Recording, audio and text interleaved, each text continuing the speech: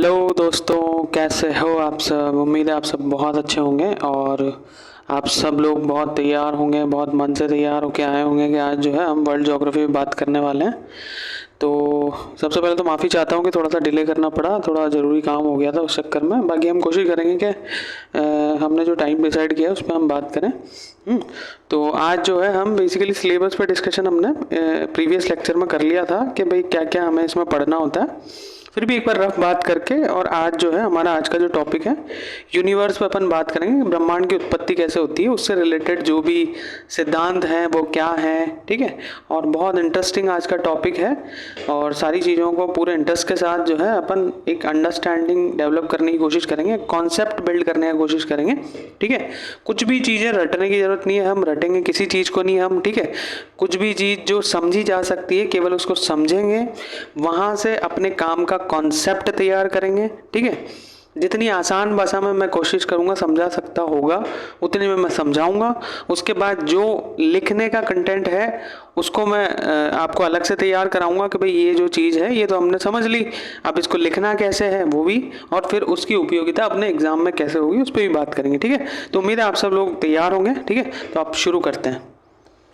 तो सबसे पहले एक बेसिक सी चीज़ से अपन स्टार्ट करते हैं कि ज्योग्राफी जो है, जियोग्राफी जो बोलते हैं इसको, तो इसका नामकरण क्या है। ठीक है, तो ये बेसिक सी चीज़ें आपको सबको पता होगा। जियो का अर्थ होता है, जियो का मतलब अर्थ से लिया गया है या भू से लिया गया है। ठीक है, और ग्राफोस जो है, ग्राफोस का अर्थ होता है वर्णन। ठीक है, पहले इसको ग्रोफोस लिखा जाता था और ये जो है एनसीईआरटी में अभी जो है चेंजेस चल रहे हैं इसमें। पहले इसको ग्रोफोस बोलते थे, अब ग्राफोस बोलते हैं ना, ग्रीक शब्द है ये। तो एक रफ अंडरस्टैंडिंग, हालांकि इस पर कोई पूछेगा नहीं आपसे, लेकिन फिर भी कभी कोई आस पड़ोसी आपसे पूछ ले कि भैया जियोग्राफी कहाँ पढ़ रहे हो, क्या चल रहा है ना, तो थोड़ा हमें पता होना चाहिए कि भाई इसका नामकरण कैसे है। ठीक है, इस पे अपन ने बात करी थी भूगोल पे कल अपन ने, कि भूगोल में हमें क्या पढ़ना होता है। ठीक है, तो हमने बात करी थी कि एक तो क्रमबद्ध भूगोल है, एक प्रादेशिक भूगोल है। ठीक है, इसको सिस्टमेटिक ज्योग्राफी बोलते हैं, इसको प्रादेशिक रीजनल जियोग्राफी बोलते हैं। ठीक है, तो इसमें हम जो है महाद्वीप और महासागरों का अध्ययन करेंगे। आपको पता है 5 महाद्वीप हैं, 7 महाद्वीप हैं और 5 महासागर है। ठीक है,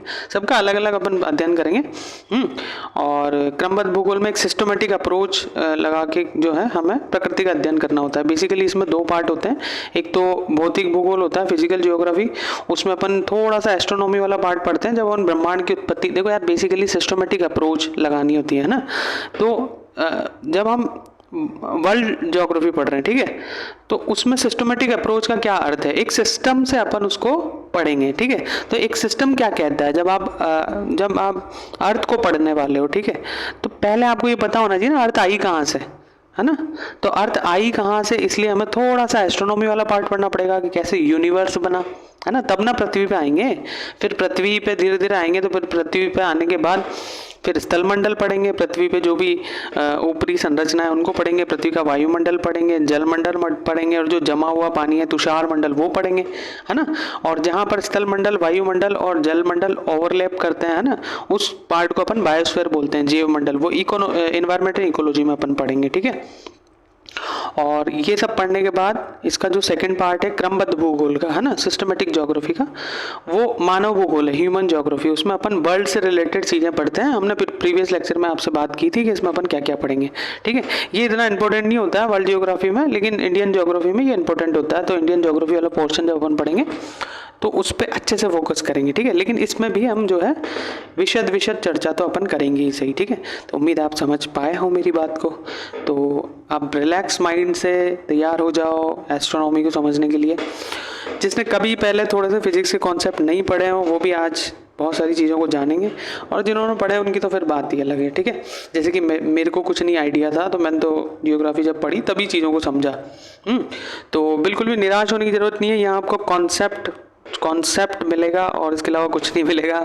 ठीक है, तो कॉन्सेप्चुअल अंडरस्टैंडिंग के लिए अपन बिल्कुल रिलैक्स माइंड से और आराम से चीज़ों को समझेंगे। ठीक है, अब मेरे को उम्मीद है आपको चीज़ें समझ आएंगी। ठीक है, तो सबसे पहले खगोलिकी यानी एस्ट्रोनॉमी, इसको अपन क्यों पढ़ रहे हैं, इसको अपन इसलिए पढ़ रहे हैं क्योंकि अपन कहाँ हैं, क्रमबद्ध अध्ययन करेंगे ना, सिस्टमेटिक अप्रोच, क्रमबद्ध भूगोल में, है ना। तो एक सिस्टमेटिक अप्रोच के लिए हम क्या पढ़ने वाले हैं ना, पृथ्वी पढ़ने वाले हैं। तो पृथ्वी से पहले पृथ्वी आई कहाँ से भाई, है ना, ये पढ़ेंगे ना। तो यूनिवर्स कहाँ से आया, पहले यूनिवर्स पे बात करेंगे, ठीक है।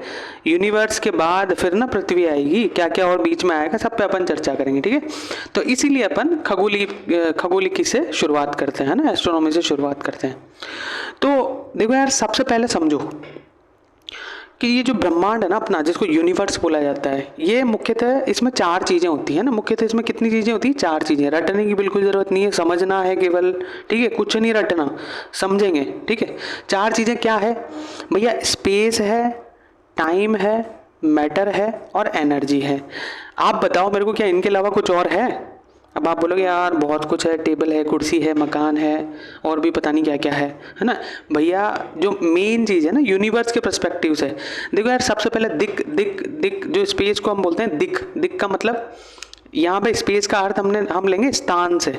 एक सेकेंड, स्थान यानी कोई सा भी स्थान अगर आज मौजूद है, यानी स्पेस, तो वो आया कहाँ से है? वो यूनिवर्स में ही आया ना।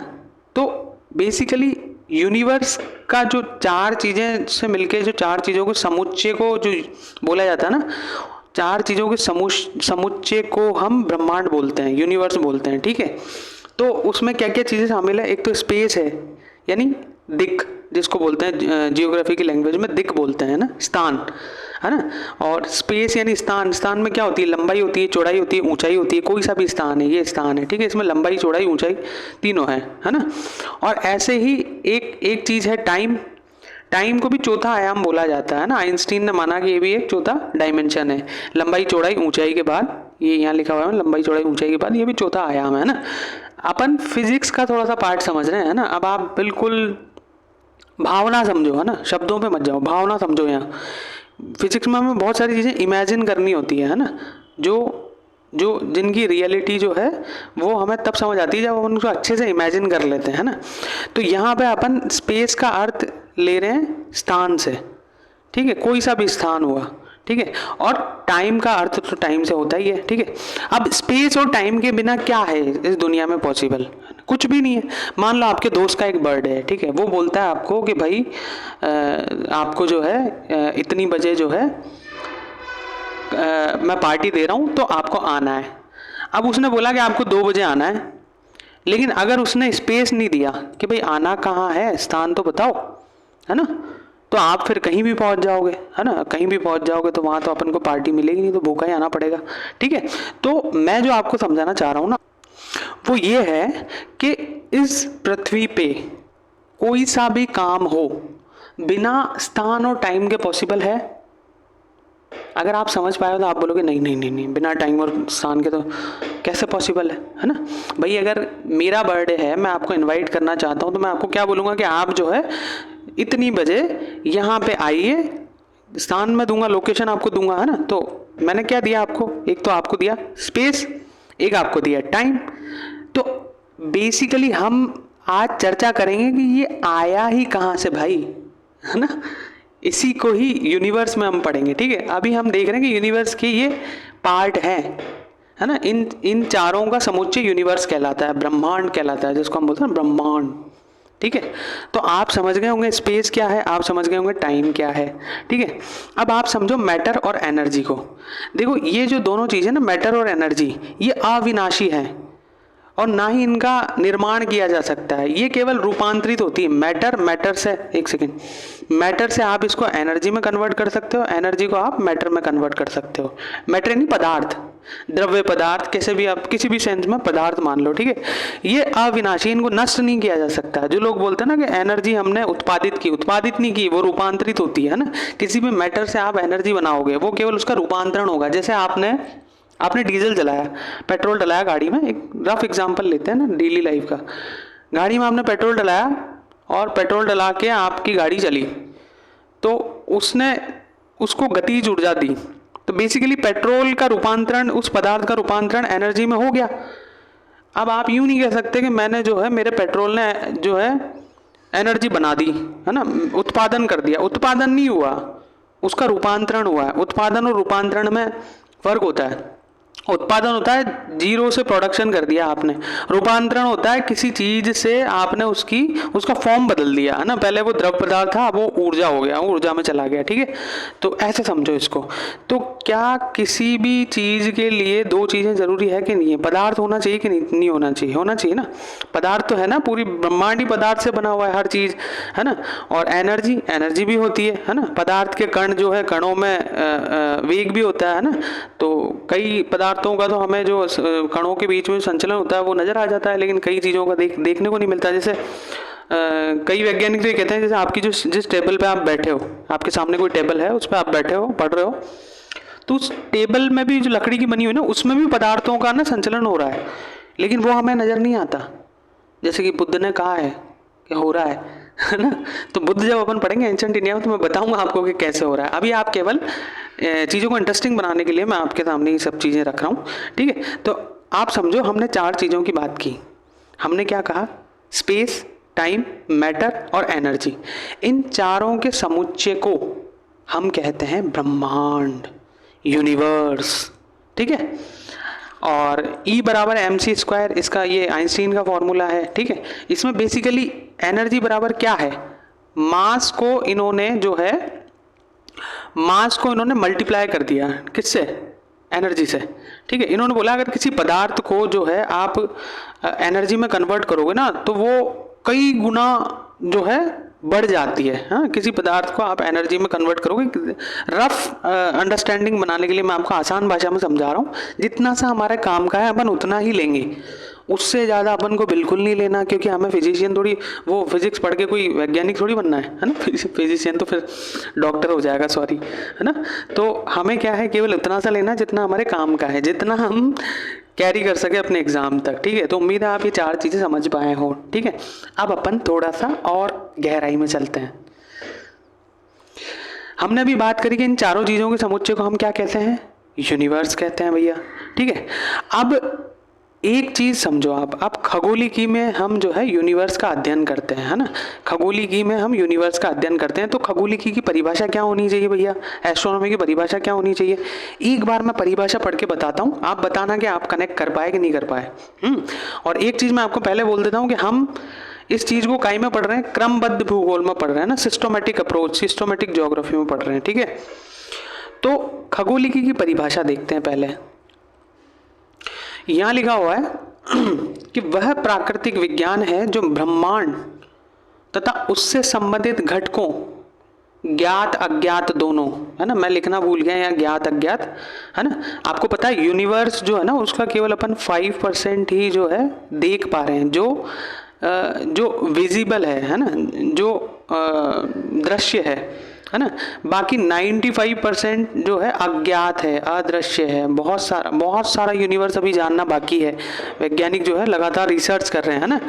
तो ये परिभाषा, जो खगोलिकी की परिभाषा है, वो ये कहती है कि खगोलिकी वह प्राकृतिक विज्ञान है, वह नेचुरल साइंस है जो यूनिवर्स तथा उससे संबंधित, यानी यूनिवर्स से संबंधित विभिन्न घटकों का अध्ययन करती है, ठीक है। विभिन्न घटकों का अध्ययन करती है। और दूसरा क्या लिखा हुआ है? भौतिक विज्ञान यानी फिजिक्स और गणित यानी मैथ्स आदि के सिद्धांतों का यहाँ पे उपयोग किया जाता है। अब आप बोलोगे यार यहाँ उपयोग कैसे, है ना। हालांकि आपको पता है कि उपयोग तो होता है। अब यहाँ उपयोग ऐसे होता है क्योंकि हम खगोलिकी को पढ़ रहे हैं और सिस्टोमेटिक ज्योग्राफी में पढ़ रहे हैं, ठीक है।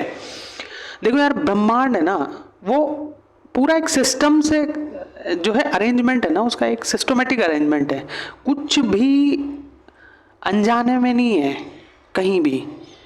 कोई भी चीज़ अगर कहीं एग्जिस्ट कर रही है ना, चाहे आप अपने मिल्की वे में ही बात कर लो, चाहे अपने सौर मंडल की बात कर लो, है ना। दूसरी मिल्की वे में, एंड्रोमेडा वगैरह में तो दूसरी, उनमें तो जाओ ही मत आप, गैलेक्सीज में, है ना।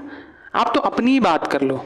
यहाँ हर चीज़ एक सिस्टम से है, और जब हर चीज़ एक सिस्टम से होती है ना, तो उसको हम फिजिक्स और गणित के फॉर्मूले लगा के जान सकते हैं। यार ये जो सूर्य ग्रहण और चंद्र ग्रहण की खोज है ना, ये तो मॉडर्न टाइम्स में बहुत बाद में की है यूरोपियंस ने।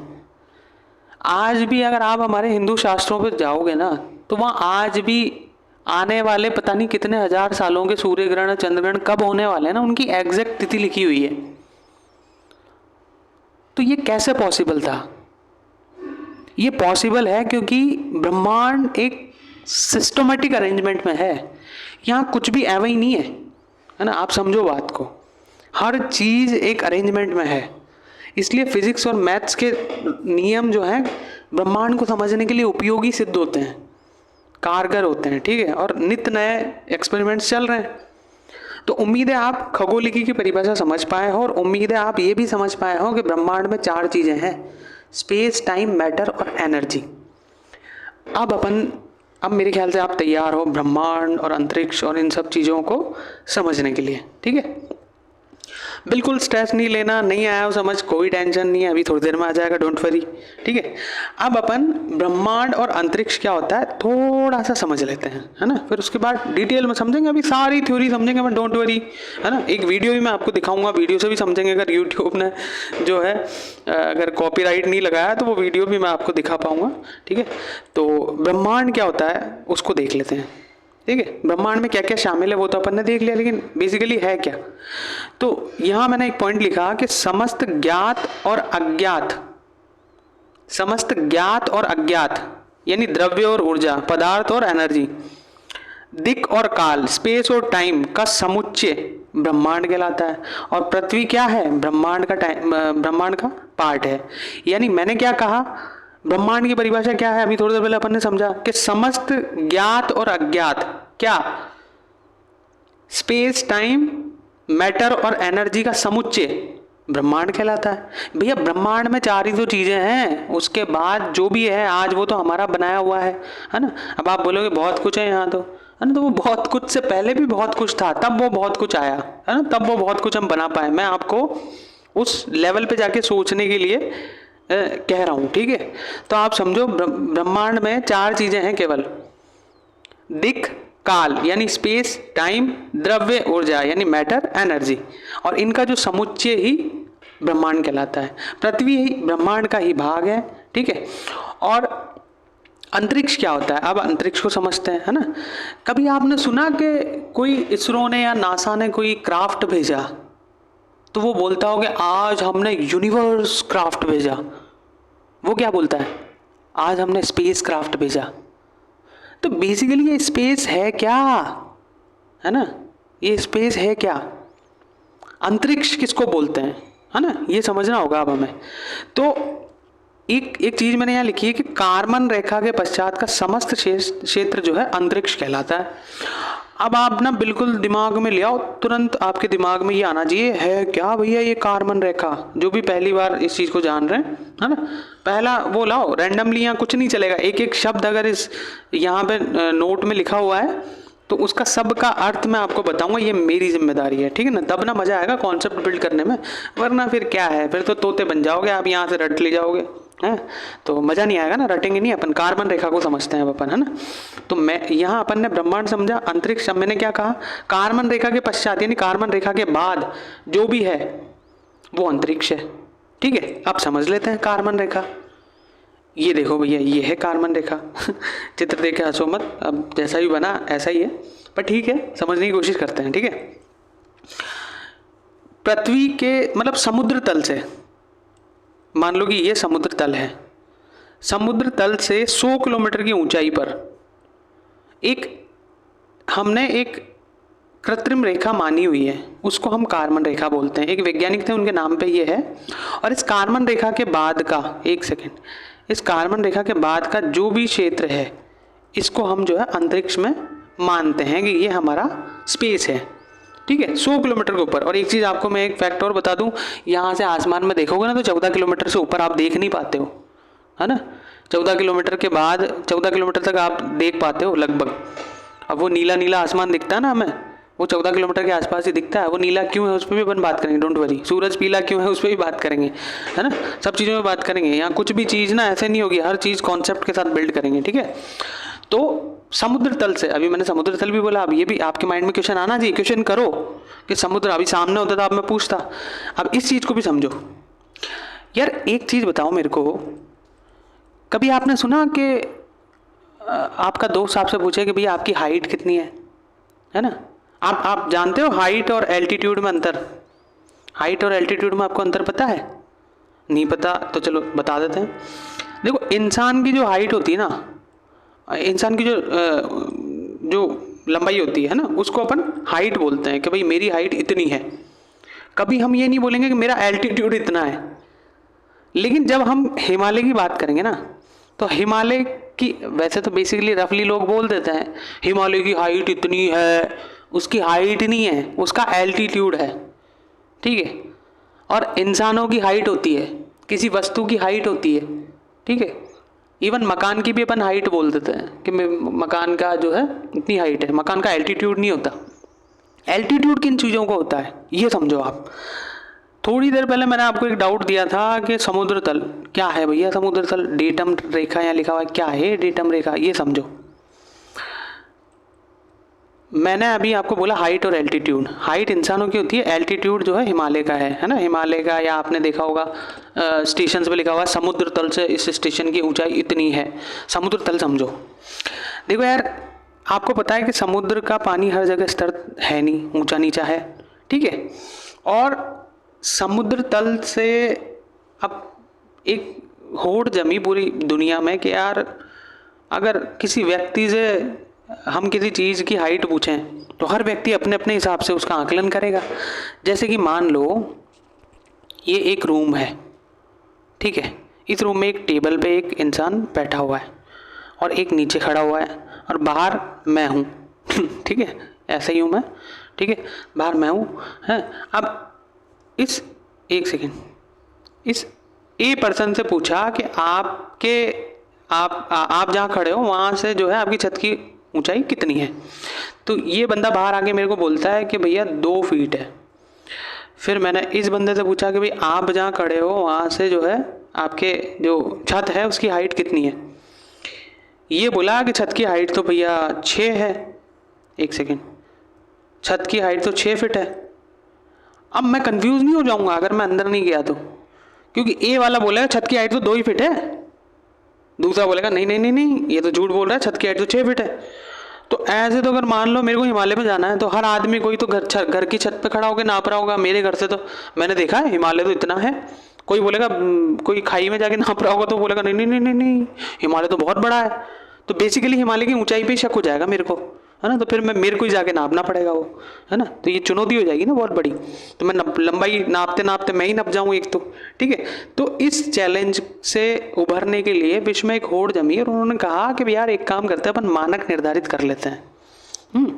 तो मानक निर्धारित किए गए, सब जगह के मानक हैं, है ना। इंडिया के भी कुछ जो सी लेवल डिसाइड करने के लिए, एक तो बॉम्बे हाई जो है हमारा उसको डिसाइड किया गया है, और एक चेन्नई का है मरीना बीच, है ना, चेन्नई का मरीना बीच, ठीक है। तो मरीना बीच पे बाद में आएंगे, पहले आप ये समझो कि मीन सी लेवल क्या होता है ना। मीन सी लेवल वो होता है जो समुद्र तल होता है, ठीक है। तो हर जगह उन्होंने एक कृत्रिम रेखा मान ली गई कि भैया सब जगह जो है इतनी जो है इतना समुद्र का तल है, ठीक है। और इस समुद्र के तल से ही हम किसी ऐसी विशेष चीज़ को नापेंगे जिसका सबके लिए महत्व, जैसे मान लो एक हिमालय है, ठीक है। तो हिमालय की ऊंचाई मीन सी लेवल से नापा जाएगा। ऐसा नहीं है कि मैं अपने घर से नाप दूं, आप अपने घर से नाप दो, ठीक है। जैसे कि और भी कुछ विशेष चीज़ें हैं विश्व में, ठीक है। तो सबकी जो हाइट होती है ना, हाइट नहीं एल्टीट्यूड, तो वो एल्टीट्यूड जो होता है मीन सी लेवल से मापा जाता है। मीन सी लेवल को ही हम जो है डेटम लाइन बोलते हैं, जो मैंने यहाँ आपको लिखा हुआ है डेटम रेखा। और मीन सी लेवल जो होता है वो सबके लिए अलग अलग होता है। इंडिया के लिए मैंने बोला आपको बॉम्बे हाई से और मरीना बीच चेन्नई से, ये 2 जगह से नापेंगे अपन इंडिया में जो भी चीज़ें हैं, है ना। इवन भारतीय उपमहाद्वीप में जो भी चीज़ें हैं उनको जो है स्पेशली यहाँ से नापा जाता है। ऐसे सबके लिए अलग अलग है ना। अमेरिका में कुछ और प्लेसेस जो हैं उन्होंने की हुई हैं, है ना। ऐसे ही आप जाओगे तो मीन सी लेवल से हम जो है चीज़ों को नापते हैं। आप वापस ऊपर आओ, इतनी रामायण मैंने क्यों सुनाई? इतनी रामायण मैंने आपको अंतरिक्ष के बारे में समझाने के लिए सुनाई। हमने कहा कि भैया अंतरिक्ष जो है ना वो क्या है, कार्बन रेखा के बाद का पूरा क्षेत्र अंतरिक्ष है। यहाँ देखो, कार्बन रेखा के बाद का पूरा क्षेत्र अंतरिक्ष है। तो हम देखेंगे भाई कार्बन रेखा कहाँ से है। कार्बन रेखा जो है डेटम रेखा से मापी जाती है। डेटम रेखा क्या है? मीन सी लेवल है, यानी समुद्र तल है। हैं, अब तो आप समझ गए होंगे। अब समुद्र तल से कार्बन रेखा, यानी समुद्र तल से 100 किलोमीटर की ऊंचाई के बाद के पीछे जो भी क्षेत्र है वो हमारा अंतरिक्ष है।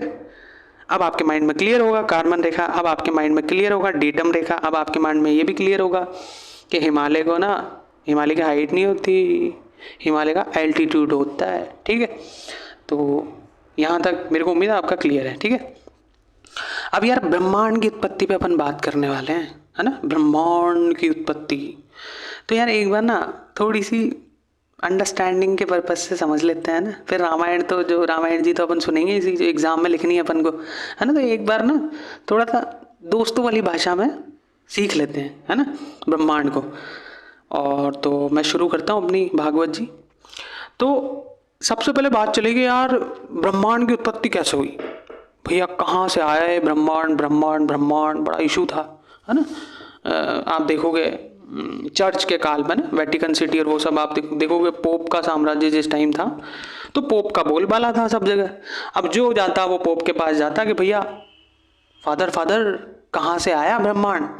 तो देखो यार एक कॉमन सी चीज़ आज भी चलती है जिसका आपको आइडिया नहीं हो ना कि कैसे हुआ, आप बोलोगे ऊपर वाले की लीला है भैया, है ना, ऊपर वाले की लीला।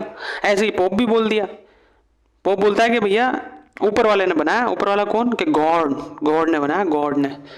गॉड ने क्या बनाया, कि गॉड ने पृथ्वी बनाई। पृथ्वी कहाँ है, कि पूरे ब्रह्मांड के केंद्र में है। ठीक है, और के फिर केंद्र में है तो फिर मतलब हम भी केंद्र में। उन्होंने बोला हाँ तुम भी केंद्र में हो, लेकिन लेकिन लेकिन तुम ज़्यादा खुश मत हो, तुम केंद्र में हो, तुम पापी हो इसलिए यहाँ हो, सजा काट रहे हो यहाँ, है ना। तो उनके दिमाग में अच्छा हम पापी हैं, ब्रह्मांड के केंद्र में पृथ्वी को डाला गॉड ने, गॉड पृथ्वी पे हमको डाला क्योंकि हम उसकी संतान थे, इसलिए ब्रह्मांड के केंद्र में हमको डाला। हम पापी थे इसलिए हम यहाँ हैं, हम सजा काट रहे हैं। ठीक है, और यहाँ से हमें वापस गॉड के पास जाना है ना। जो आदम और हव्वा की कहानी सुनी होगी आपने, है ना, उन्होंने स्वर्ग का वो जो फल था वो चख लिया और फिर सजा के लिए उनको यहाँ भेज दिया, है ना। नॉर्मल सी कहानी है, मशहूर है। ठीक है, तो फिर माइंड में क्वेश्चन आया लोगों के, यार फादर फादर हम तो पापी हैं, ठीक है, तो यार आप कहाँ से आए यहाँ, है ना, आपको तो नहीं होना चाहिए, यहाँ तो पापी है ना सारे। तो फिर बोला यार मैं ना तुम्हारा उद्धार करने के लिए आया हूँ, ज़्यादा ज्ञान मत लगाओ, अब जितनी बात है ना उतनी समझो। तुम यहाँ हो क्योंकि तुम पापी हो, हम यहाँ हैं क्योंकि हम तुम्हें यहाँ से पाप तुम्हारा खत्म होने के बाद तुम्हें वहाँ डायरेक्ट ना वहाँ ट्रांसफर करेंगे, है ना, RTGS करेंगे, तुम्हारा रियल टाइम ग्रॉस सेटलमेंट। ठीक है, तो पोप के टाइम चर्च का जो मत था वो ईश्वर की सत्ता मान के, और ये कहा जाता था ना, वो काफ़ी हजारों सालों तक ये मशहूर रही ये बात, है ना, कि उस टाइम पोप के विरुद्ध कोई जा ही नहीं सकता था। बहुत बड़ी बात थी कि बाइबल में लिखी हुई चीज़ को आप कैसे चैलेंज कर सकते हो, ईश्वर की बात को आप चैलेंज कर दोगे, है ना। तो ये बहुत बड़ी चीज़ थी। तो हजारों साल तक ये मत चलता रहा कि भैया पृथ्वी जो है ब्रह्मांड के केंद्र में है और ऐसा ऐसा ऐसा ऐसा है। ठीक है, जो भी हमने कहानी सुनी। उसके बाद एक शख्स आता है ब्रूनो। ब्रूनो बोलता है नहीं नहीं नहीं फादर नहीं, पृथ्वी केंद्र में नहीं है, सूर्य केंद्र में है और पृथ्वी चक्कर लगा रही है सूर्य के। तो भाई साहब ब्रूनो को जिंदा जला दिया। फादर को दिक्कत हो गई। आपको पता है फादर को वैसे भी दिक्कत ही रहती है, हमारे भी फादरों को दिक्कत ही रहती है ना। तो उनको ज़्यादा दिक्कत हो गई, उन्होंने जिंदा जला दिया ब्रूनो को। ठीक है, ब्रूनो के बाद एक व्यक्ति और आता है कॉपरनिकस। कॉपरनिकस अपने दोस्तों से कहता है कि यार ब्रूनो सही कह रहा था, सूर्य केंद्र में है। अब कुछ कुछ पापी दोस्त होते हैं ना हमारे, है ना, जो इधर की उधर लगाते रहते हैं। ऐसे ही कुछ एक पापी दोस्त जाके चर्च को बताया कि भैया ये कॉपरनिकस ऐसे कह रहा था, है ना। तो उस समय क्या है ना, कॉपरनिकस ने ये बात क्यों की कि सूर्य केंद्र में, क्योंकि उस समय क्या है, यूनिवर्स हमें जो आज जितना यूनिवर्स हमें ज्ञात है ना, जो 5% दृश्य अदृश्य जो है जितना भी हमें ज्ञात है, उस टाइम यूनिवर्स इतना ज्ञात नहीं था। बेसिकली सूर्य तक की जो है एक नॉर्मल अंडरस्टैंडिंग कॉपरनिकस ने डेवलप की। उसने बोला कि सूर्य केंद्र में है और पृथ्वी सूर्य के चक्कर लगा रही है। और भाई साहब कॉपरनिकस की भी उन्होंने तैयार कर ली थी, रस्सी वस्सी मंगवा ली थी मार्केट से कि बस लटकाएंगे इसको। लेकिन उसी टाइम जो है कॉपरनिकस ने बाद में, चालाक था लेकिन झूठ नहीं बोलता था वो, कॉपरनिकस मशहूर था उस टाइम कि कॉपरनिकस झूठ नहीं बोल सकता, है ना।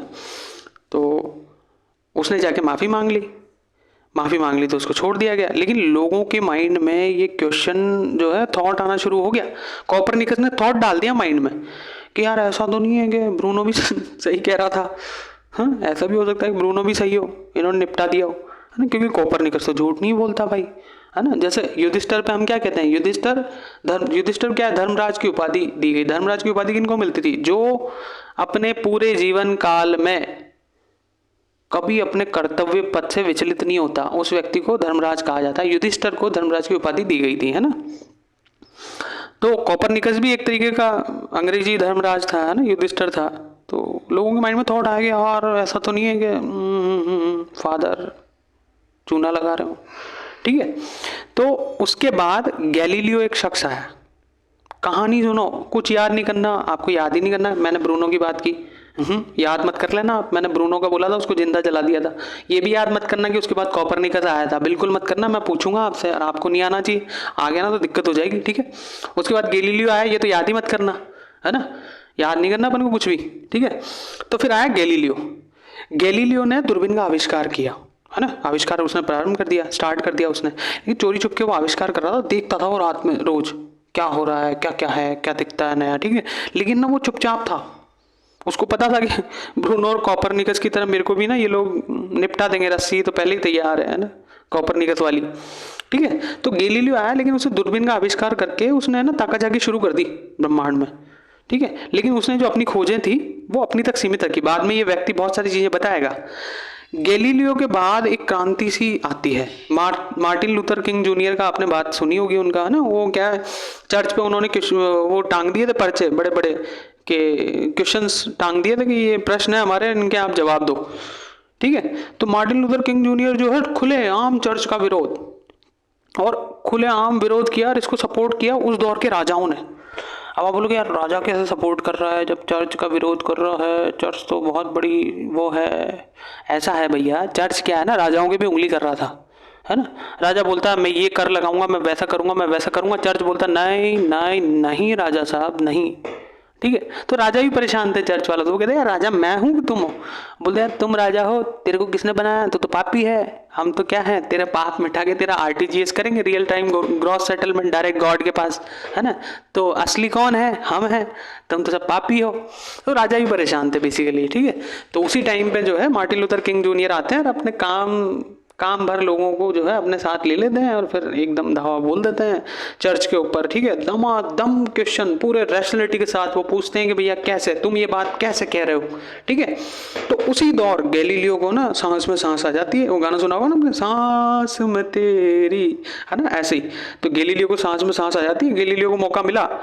तो गैलीलियो क्या है, गैलीलियो को मौका मिलता है, वो बताता है कि भाई पृथ्वी केंद्र में नहीं है, ये फादर जो है ना चूना लगा रहे हैं हमें, है। और उसी टाइम पे वो है विभिन्न प्रकार के ग्रहों की भी हमें वो ज्ञान देते हैं, है ना। वो बताते हैं कि भाई विभिन्न प्रकार के ग्रह जो हैं वो भी एग्जिस्ट कर रहे हैं, है ना। और ये पृथ्वी जो है केंद्र में नहीं है और ये सूर्य के चक्कर लगा रही है ना। इतना जो है उस दौर में गैलीलियो ने बता दिया था, ठीक है। कहानी हमारी आगे बढ़ती है। ये जो चीज़ गैलीलियो ने बताई ना, इसको एक चीज़ बोला जाता है कॉपरनिकस रिवॉल्यूशन। कभी पीटी में क्वेश्चन आ जाए कॉपरनिकस रिवॉल्यूशन का जो अर्थ जो है आपको यहाँ से समझ आएगा। ये जो पूरी घटना थी ना, इसको कॉपरनिकस रिवॉल्यूशन बोला जाता है, क्योंकि कॉपरनिकस ने ब्रूनो को तो जिंदा जला ही दिया था। कॉपरनिकस ने उस दौर में सबसे पहले अच्छे से सिस्टमेटिक तरीके से ये विचार दुनिया के सामने रख दिया था, है ना, कि भैया कुछ ना कुछ गड़बड़ है, फादर चूना लगा रहे हैं, पृथ्वी केंद्र में नहीं है, पृथ्वी भी चक्कर काट रही है ना।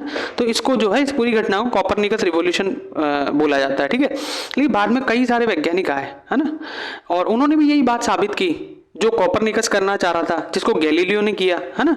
वही बात साबित की कि भाई पृथ्वी केंद्र में नहीं है। जैसे कि टॉलमी, है ना, टाइकोर ब्राहे, कपलर, ये कैपलर है, कपलर लिख दिया यहाँ, है ना, कैपलर है ये, ठीक है। तो आप अभी तक की कहानी जो है आपने समझी, ठीक है। एक रफ अंडरस्टैंडिंग जो है आपको समझ में आई होगी, और एक निष्कर्ष हमारा यहाँ तक क्या बना कि पृथ्वी केंद्र में नहीं है बल्कि पृथ्वी सूर्य के चक्कर लगाती है। ये अब तक की कहानी का निष्कर्ष है। अब यह बात आगे बढ़ती है, ठीक है। इतनी कहानी के बाद बात और आगे बढ़ती है। 1920 का दशक आता है ना। 1920 का दशक, अब मॉडर्न इंडिया से कनेक्ट करो। 1919 का मॉन्टेग्यू चैम्सफोर्ड सुधार, ठीक है। गांधीवाद, पीएसआईआर वालों कनेक्ट करो। गांधीवाद 1920 से 1947 असहयोग आंदोलन की शुरुआत होने वाली है, ठीक है। तो 1920 के दौर में क्या हुआ, हबल महोदय आते हैं और हबल अध्ययन कर रहे थे 1920 के दौर में, और वो निष्कर्ष निकालते हैं कि भैया दो गैलेक्सी जो है ना, दो गैलेक्सी, उनके बीच में दूरी बढ़ रही है। अब भैया ये क्या कह दिया मैंने, आधे लोगों को समझ ही नहीं आएगा दो गैलेक्सी के बीच में दूरी कैसे बढ़ रही है।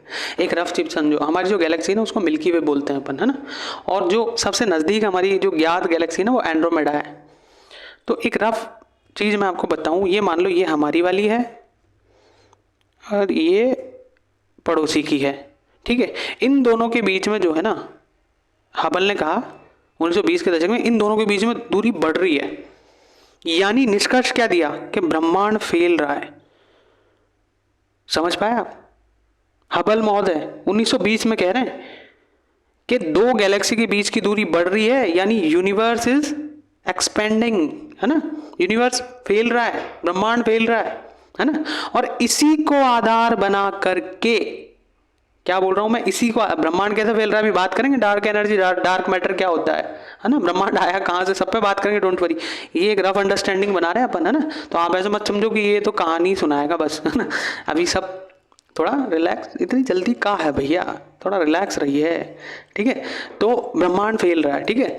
इसी बात को आधार बनाया किसने, जॉर्ज लेमेत्रे ने। इनको हिंदी वाले लेमेंट्री बोलते हैं, हिंदी वाले पता नहीं क्या क्या बोल देते हैं, लेकिन आप जॉर्ज लेमेत्रे बोलना इनको, है ना। 1927 में ये रिसर्च कर रहे होते हैं और 1931 में इनका पेपर प्रकाशित होता है।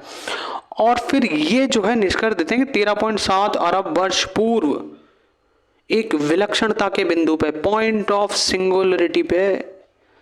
सिंगुलैरिटी पे पूरा ब्रह्मांड जो है ना केंद्रित था। अब आपके मन में पहला क्वेश्चन ये आना चाहिए कि हब्बल की बात पे लेमेत्रे ने पेपर कैसे प्रकाशित किया, उसने कैसे बताया कि 13.7 अरब वर्ष पूर्व। अगर आप रैशनलिटी रखते हो थोड़ी सी, तो दिमाग में आना चाहिए पहला थॉट। नहीं आया तो कोई बात नहीं, मेरा तो काम ही है आपके दिमाग में लाना, ठीक है। तो एक बार समझते हैं कि ये दिमाग में कहाँ से आया लेमेत्रे के। चलो भैया इसको समझते हैं, ठीक है। तो हब्बल साहब क्या कह रहे थे, हब्बल साहब कह रहे थे कि भैया ये दो गैलेक्सी हैं, इसका रंग थोड़ा चेंज कर लेते हैं, थोड़ा कलरफुल बनाते हैं ज़िंदगी को थोड़ा, ठीक है। उन्होंने कहा कि भैया दो गैलेक्सी है, ये अपनी वाली है, ये पड़ोसी की है, ठीक है। ये अपनी मिल्की वे है और ये एंड्रोमेडा है, कुछ भी मान लो यार, ठीक है, समझना है हमें केवल, है ना। वो क्या कहते हैं, कौन क्या कहते हैं, हब्बल महोदय कहते हैं, हब्बल महोदय कहते हैं कि ये जो दोनों है ना, इनके बीच की दूरी ना बढ़ रही है। उन्होंने पहले, जैसे मान लो, उन्होंने पहले, एक सेकंड, उन्होंने 2024 में देखा, 24 में उन्होंने देखा, तो मान लो कि इसकी दूरी जो है मान लो 2 किलोमीटर थी, है ना। ऐसा मत सोचना अब 2 किलोमीटर थी, है ना। आपको समझाने के लिए मैं प्यारे प्यारे से एग्जाम्पल लाता हूँ, ठीक है। फिर उन्होंने देखा कि 2000, सॉरी ये मैंने 24 क्यों ले लिया, है ना, चलो 24 ही ले लेते हैं, क्या हो गया, 24 नहीं लेंगे यार, लफड़ा हो जाएगा, ठीक है। 24 तो अभी चल ही रहा है, अपन ले लेते हैं 2020, ठीक है। 20 में इन्होंने बोला कि भाई इनके बीच की दूरी जो थी वो 2 किलोमीटर थी, ठीक है। उसके बाद उन्होंने देखा 22 में, 2022 में, है ना, ये रफ एग्जाम्पल है, उन्होंने बोला इनके बीच की दूरी जो है 4 किलोमीटर हो गई। फिर उन्होंने देखा 24 में, उन्होंने बोला इनके बीच की दूरी 8 किलोमीटर होगी। यानी वो देख रहे थे कि निरंतर ना, जैसे जैसे टाइम बीत रहा है, समय बीत रहे हैं, साल बीत रहे हैं, दो गैलेक्सियों के बीच में दूरी बढ़ रही है ना। गैलेक्सी से मतलब दो कोई से भी पिंड हो, सौर मंडल ले लो आप, है ना, छोटा, तो सौर मंडल के बीच की दूरी बढ़ रही है, ठीक है ना, ये उन्होंने बोला। अब जैसे ये चीज़ बोली ना, तो ये बात उन्होंने 1920 में दी, 1920 में ये निष्कर्ष दे दिया उन्होंने, यूनिवर्स इज एक्सपेंडिंग, ठीक है। तो यूनिवर्स फैल रहा है, ठीक है, ये उन्होंने बोला। उसके बाद लेमेत्रे आए, 1931 में उनका पेपर प्रकाशित हुआ, ठीक है। तो उसमें वो क्या कहते हैं कि यार ये सारा ब्रह्मांड ना फैलते फैलते फैलते फैलते आज इतना फैल रहा है, दूर दूर जा रहा है। कोई ऐसा टाइम रहा होगा जब ये सारा ब्रह्मांड जो आज दूर जा रहा है, कभी ये एक बिंदु पे केंद्रित होगा, जब यार एक बार बताओ, कोई चीज़ यहाँ होगी, सिमटी हुई होगी, तब ना वो फैलेगी। जो आज फैल रहा है वो क्या है, पहले सिमटा होगा, अब फैल रहा है। तो उन्होंने कहा कि यार कई कभी ऐसा टाइम होगा जब ये सारा ब्रह्मांड किसी बिंदु पे केंद्रित होगा है। और उसका जब उन्होंने गणितीय रूप से आकलन किया हबल महोदय द्वारा दिए गए सिद्धांतों के अनुसार, तो उनको एक डेट मिलती है 13.7 बिलियन ईयर्स। ठीक है, 13.7 अरब वर्ष पहले क्या था, एक पॉइंट ऑफ सिंगुलैरिटी। ठीक है, इस बिंदु पे यानी विलक्षणता का बिंदु हिंदी में बोले तो, इस बिंदु पे ये सारा ब्रह्मांड केंद्रित होगा।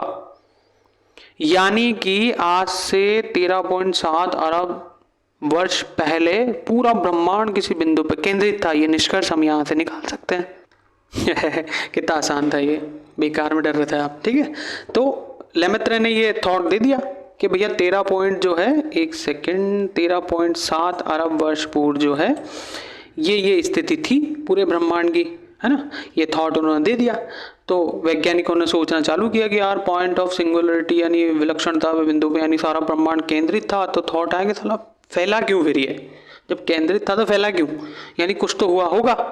तब फिर दिमाग लगाना लोगों ने शुरू किया कि ब्रह्मांड आखिर कैसे फैला, है ना, कैसे वो पॉइंट ऑफ सिंगुलरिटी से जो है एक्सपेंड हुआ, है ना, ऐसा क्या हुआ कि उस बिंदु में से ये आज फैलना स्टार्ट हुआ, ऐसा क्या हुआ। ये थॉट आया ना, आपके भी आया होगा, फैला क्यों जब चुपचाप बैठा हुआ था तो, है ना। तो पॉइंट ऑफ ये विलक्षणता के बिंदु पे जो है सारा संपूर्ण ब्रह्मांड केंद्रित था। अब यहां से सवाल आता है कि ये कहां से आया। यहां ये सवाल आया कि ये बिंदु कहां से आया, है ना। जब आप बोल रहे हो कि स्पेस टाइम और ये वो फलाना ठिकाना ये सब यूनिवर्स में आया, यूनिवर्स कहाँ से आया, पॉइंट ऑफ सिंगुलरिटी से आया, पॉइंट ऑफ सिंगुलरिटी कहाँ से आया, ये क्वेश्चन पूछा उनसे। उन्होंने बोला यार इतना मत पूछो, बस मैंने बता दिया ना कि पॉइंट पे था मतलब था। अब ये तुम्हारा काम है, सोच लो अब ये पॉइंट ये बिंदु कहाँ से आया, है ना। ये बिल्कुल ऐसा है कि जब स्थान समय देश काल देख कुछ भी नहीं है तो फिर ये पॉइंट कहाँ से आया, है ना। यानी पॉइंट भी तो कोई जगह घेर रहा होगा ना, इसकी भी लंबाई चौड़ाई ऊंचाई होगी, 3 डायमेंशन इसके होंगे, यानी स्पेस है, तो ये कहाँ से आया।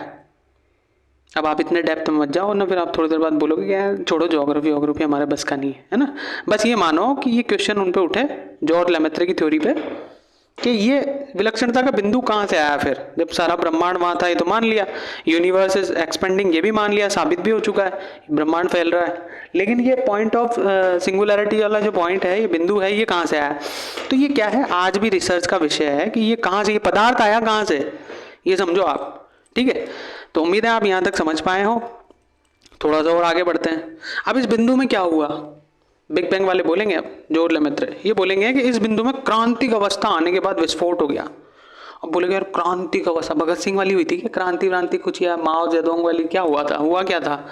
हुआ ये था कि मान लो कि ये पदार्थ है, ठीक है, इस पदार्थ को आप कंप्रेस करोगे ना नीचे, तो मान लो इसको आप एक बिंदु में इतने बिंदु में आपने इसको समेट दिया, लेकिन अब इसकी क्षमता से ज़्यादा आप इस पर प्रेशर डालोगे ना, तो इसमें क्या है, फिर बहुत ज़्यादा इसकी डेंसिटी हो जाएगी, है ना, बहुत ज़्यादा इसकी डेंसिटी हो जाएगी, वॉल्यूम बिल्कुल कम हो जाएगा। वॉल्यूम कम होगा तो क्या होगा, डेंसिटी बढ़ जाएगी, है ना, सारा मास जो है एक पॉइंट पे केंद्रित हो जाएगा, है ना।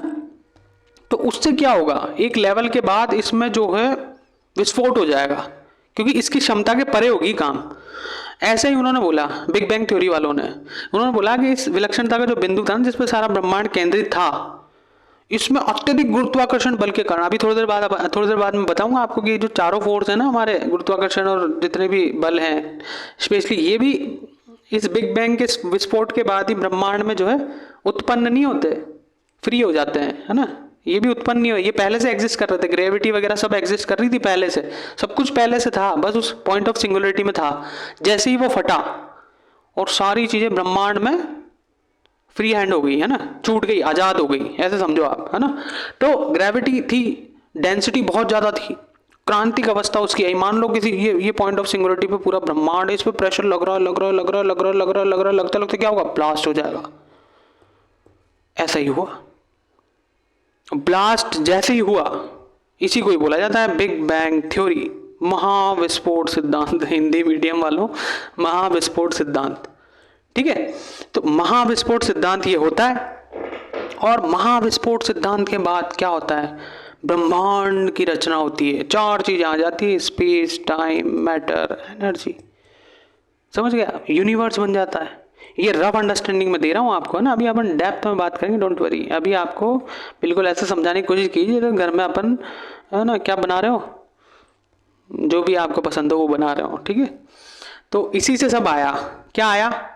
इसके बिग बैंग थ्योरी के बाद जब यूनिवर्स एक्सपैंड हुआ, है ना, जब पॉइंट ऑफ सिंगुलरिटी में महाविस्फोट होता है, अत्यधिक ताप और दाब के बाद, है ना, उस क्रांतिक अवस्था आने के बाद, तो स्पेस, टाइम, मैटर और एनर्जी आई, और इसके साथ साथ कुछ ऊर्जा और निकली, और जो ऊर्जा निकली वो क्या हुआ, उसी की वजह से ब्रह्मांड आज क्या फैल रहा है। अब बात है कि ये ऊर्जा निकली, उसको क्या बोलते हैं? उसको बोलते हैं डार्क मैटर और डार्क एनर्जी। इस पे अपन बात करेंगे, ये क्या है।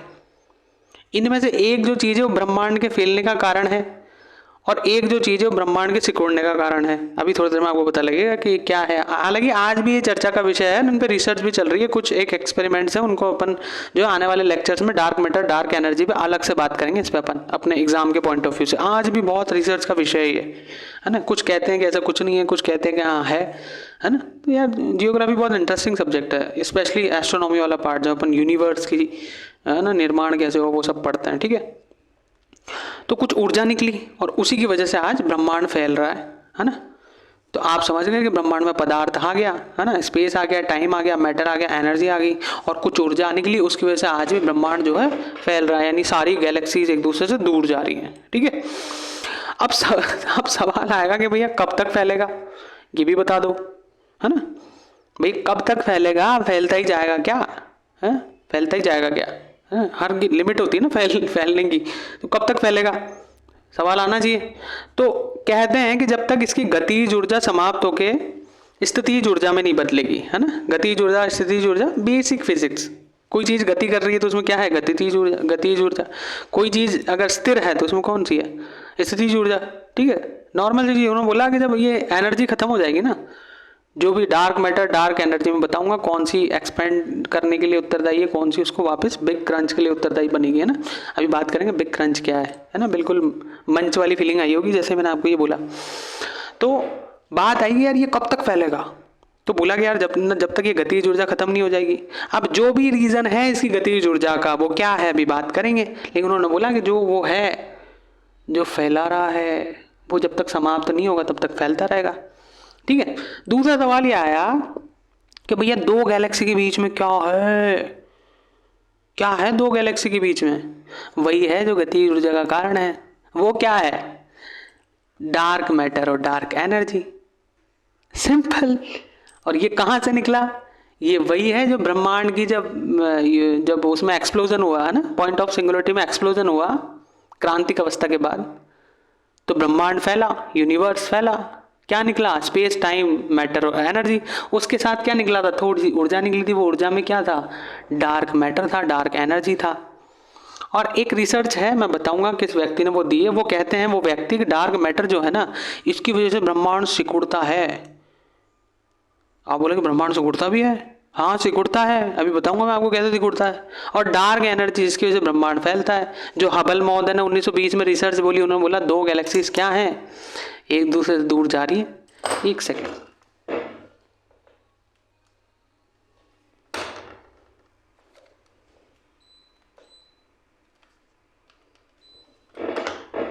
ठीक है।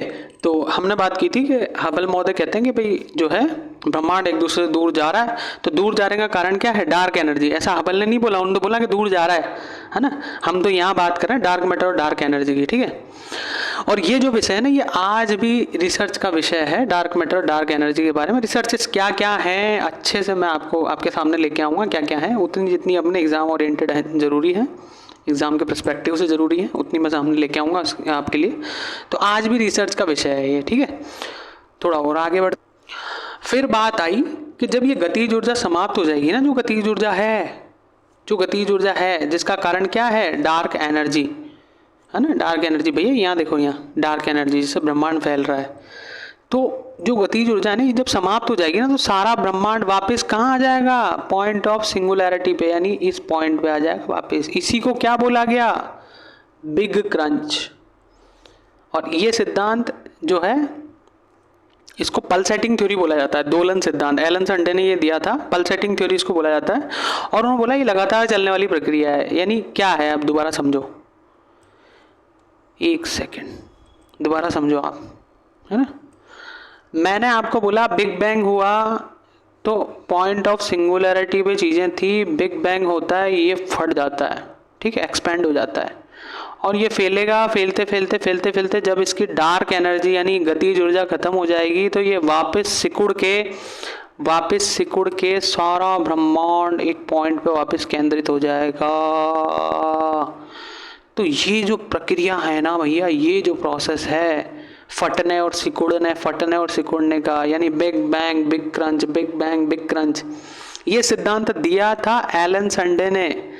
इसको बोला जाता है दोलन सिद्धांत, पल्सेटिंग थ्योरी। और उन्होंने बोला कि ये प्रोसेस लगातार चलेगा ब्रह्मांड में, यानी एक्सप्लोजन होगा, यूनिवर्स का एक्सपेंड होगा, फिर वापस बिग क्रंच होगा, यानी सारा यूनिवर्स जो है एक पॉइंट ऑफ सिंगुलरिटी पे आके ठहर जाएगा, फिर वापस अत्यधिक ताप और दाब की अवस्था में, हाई डेंसिटी की अवस्था में उसमें क्रांतिक जो है एक्सप्लोजन होगा और ब्रह्मांड वापस फैल जाएगा।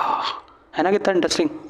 ठीक है, फिर आता है स्फीति सिद्धांत, है ना। अभी अपन इसको एक कहानी के तौर में पढ़ रहे हैं, आप मत समझना कि यार ये तो कूड़ा करकट पता नहीं क्या बता दिया, इसको एग्जाम में कैसे लिखेंगे, कैसे लिखना है मैं बताऊंगा आपको, है ना। आपके लिए अलग से प्रिपेयर किया है मैंने, ठीक है, तो वो अलग से प्रिपेयर किया है, वो बता दूंगा, मेरे को नीचे बना रखा है मैंने, ठीक है।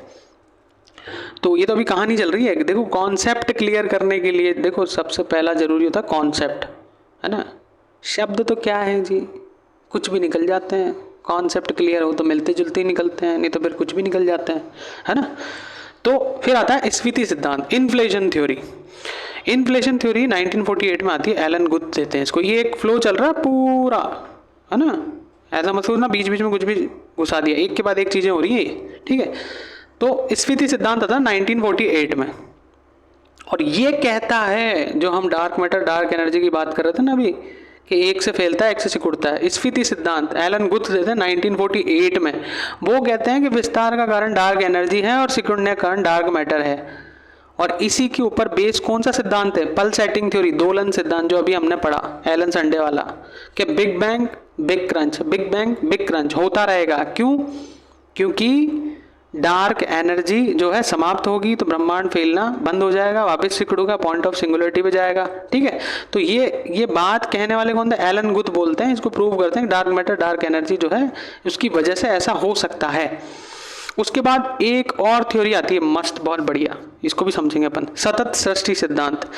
और एक चीज मैं आपको एक और बात बता दूंगा ना, जो टेंशन में आ रहे होंगे लोग, इतनी सारी सिद्धांत पढ़ेंगे कि हम, केवल बिग बैंग थ्योरी इंपॉर्टेंट है, क्योंकि हम यहाँ क्या है कॉन्सेप्चुअल अंडरस्टैंडिंग विकसित करते हैं, इसलिए आपके सामने सारी रामायण जो है हम पूरे एक कंटेक्स्ट में समझाते हैं, ना। बिग बैंग सिद्धांत के अलावा हमें कुछ नहीं पढ़ना, लेकिन यार कंटेक्स्ट तो पता होना चाहिए ना, चीज़ें कैसे घटी, है ना। इंटरेस्ट लो यार, एग्जाम तो यूं ही निकल जाएंगे, ठीक है।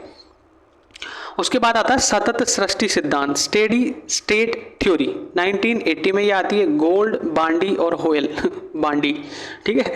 तो गोल्ड, बांडी और होयल 3 वैज्ञानिक थे, ये इस सिद्धांत को समझाते हैं, ठीक है।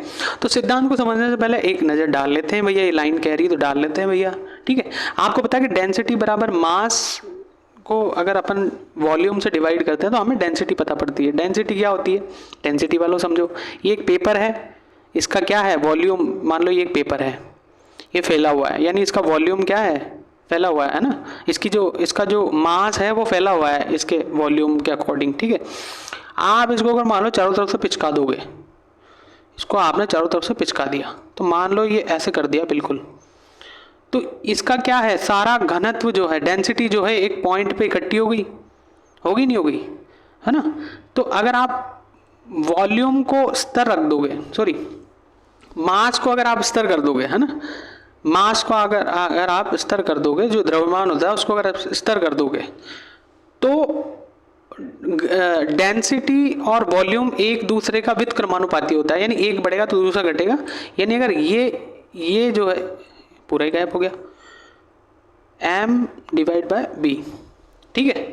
यानी घनत्व बराबर क्या होता है, मास मास में अगर अपन यानी द्रव्यमान में अपन अगर वॉल्यूम से उसको भाग देंगे तो हमें घनत्व मिलता है, ठीक है। और मैंने एक चीज़ बोला, अगर मास सेम है ना, जैसे 1 kg रुई है, एक और एग्जांपल समझो, 1 kg रुई है, इस रुई को अगर फैला के अगर किसी के ऊपर फेंकोगे आप तो कुछ नहीं होगा, कुछ भी नहीं बोलेगा आपको।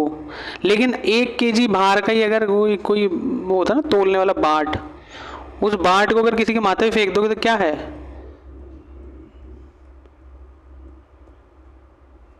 ये है, आप बोलो 307 302 क्या है, ये तो है हाफ मर्डर और ये है मर्डर वाली धारा ठीक है, तो ये होगा, है ना।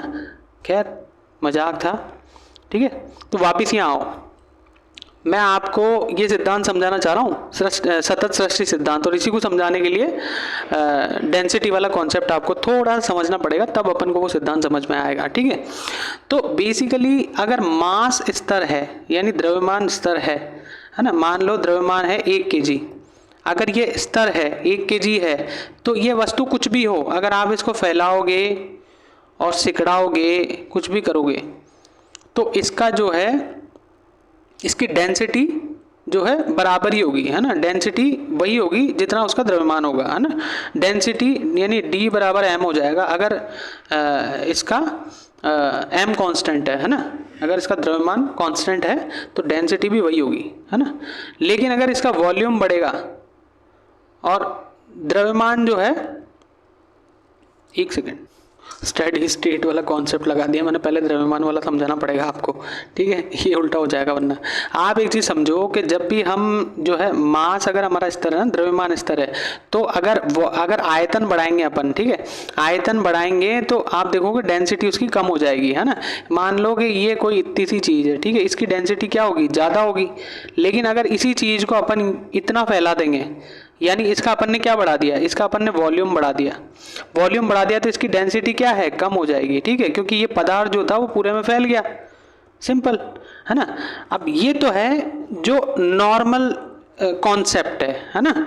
लेकिन स्टेडी स्टेट में क्या हो रहा है, उसमें थोड़ा सा चेंज हो रहा है। उसमें क्या हो रहा है वो मैं आपको समझाता हूँ, है ना। यहाँ हमने क्या समझा कि अगर V कम होगा यानी वॉल्यूम कम करोगे आप, यानी किसी चीज़ को सिकड़ाओगे तो उसकी क्या है, डेंसिटी बढ़ जाएगी, है ना। नॉर्मल कॉन्सेप्ट तो यही बोलता है डेंसिटी वाला।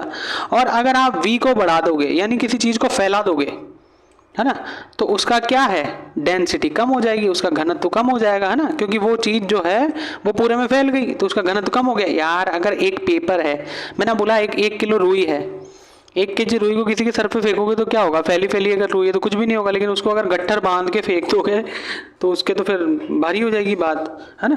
तो यही चीज़ मैंने यहाँ समझाई। अब स्टेडी स्टेट थ्योरी में क्या होता है, बिल्कुल उल्टा हो जाता है ना। और इसमें क्या होता है ये देखो, सतत सृष्टि सिद्धांत, ठीक है। अब पहले बिग बैंग में देख लो, बिग बैंग वाले क्या कह रहे थे, बिग बैंग थ्योरी वाले कह रहे थे कि matter dilute as the universe expand, ठीक है। अगर यूनिवर्स फैलता है तो मैटर जो है, पदार्थ जो है वो डाइल्यूट होता चला जाएगा। यानी एक बात समझो, यहाँ देखो इसमें कितना कम पदार्थ है, सॉरी इसमें पदार्थ के कण कितने 5 हैं इसमें, ठीक है। लेकिन जैसे ही आयतन बढ़ता है यानी ब्रह्मांड एक्सपेंड करेगा, आयतन बढ़ेगा तो जो पदार्थ के कण हैं वो दूर दूर जाएंगे, यानी इसकी क्या है, डेंसिटी कम होगी, है ना, क्योंकि वॉल्यूम बढ़ रहा है ना। जो घनत्व का फॉर्मूला है वो तो ऐसे ही काम करता है, ठीक है। अगर मास कांस्टेंट है ना, द्रव्यमान कांस्टेंट है, द्रव्यमान में आप ऐड कर दोगे तो फिर उल्टा हो जाएगा, ठीक है। अगर द्रव्यमान 1 kg है, द्रव्यमान 1 kg रहे, फिर अगर अपन इसका वॉल्यूम बढ़ाएंगे तो डेंसिटी कम होगी, है ना। तो अब क्या हो रहा है कि ये बीबीटी वाले तो ये बोलते हैं, बिग बैंग थ्योरी वाले, ठीक है। तो वॉल्यूम बढ़ेगा और एक्सपेंड होगा तो और ज़्यादा पदार्थ के कण जो है दूर दूर जाएंगे, डेंसिटी कम होती चली जाएगी। ये तो है ये वाला फॉर्मूला कि वॉल्यूम बढ़ाओगे तो डेंसिटी कम होगी। ये बिग बैंग थ्योरी वाले बोलते हैं। ये बिग बैंग थ्योरी वाले ये जो बात बोल रहे हैं इसको मैंने यहाँ क्यों कोट किया, क्योंकि अपन को क्या समझना है, अपन को समझना है कि सतत सृष्टि सिद्धांत वाले क्या बोल रहे हैं, ये कुछ और बोल देते हैं, इसलिए अपन को यहाँ ये इतना एक्सप्लेनेशन देना पड़ रहा है। अब सतत सृष्टि सिद्धांत वाले क्या बोल रहे हैं कि matter is constantly created as the universe expands, यानी कि भैया जब यूनिवर्स फैल रहा है ना तब उसके वॉल्यूम बढ़ने के साथ उसकी डेंसिटी भी बढ़ रही है। पूछा यार क्यों बढ़ रही है, कारण क्या है?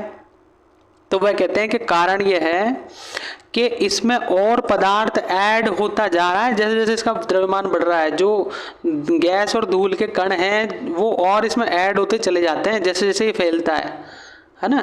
तो ऐसा नहीं होगा कि ये फैलेगा तो इसकी डेंसिटी कम होगी, जैसे जैसे फैलेगा ना इसकी डेंसिटी और बढ़ती चल जाएगी।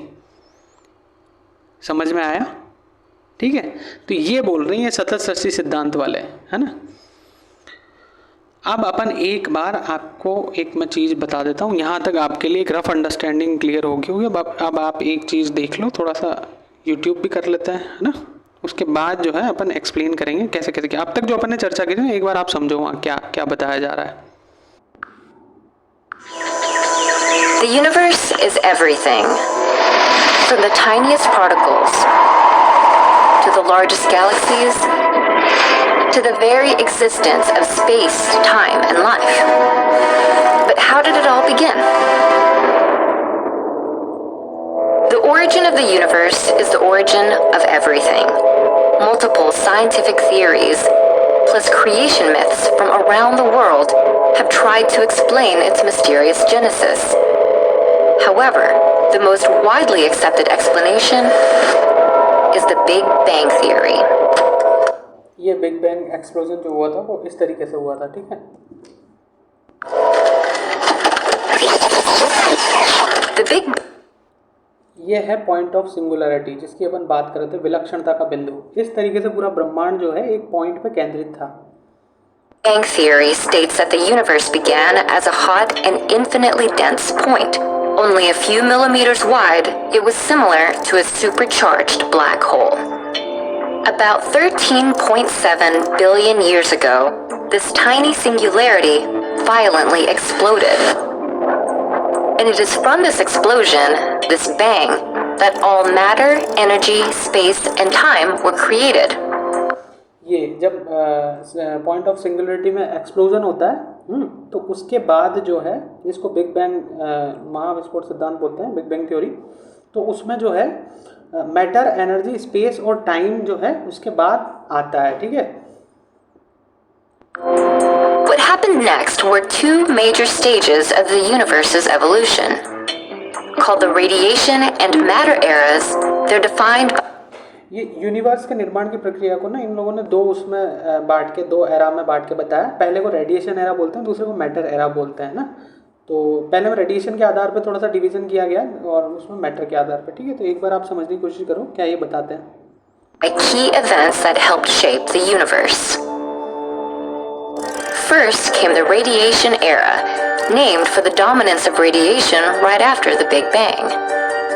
This era is made of smaller stages, called epochs, that occurred within the universe's first tens of thousands of years. The earliest is the Planck epoch.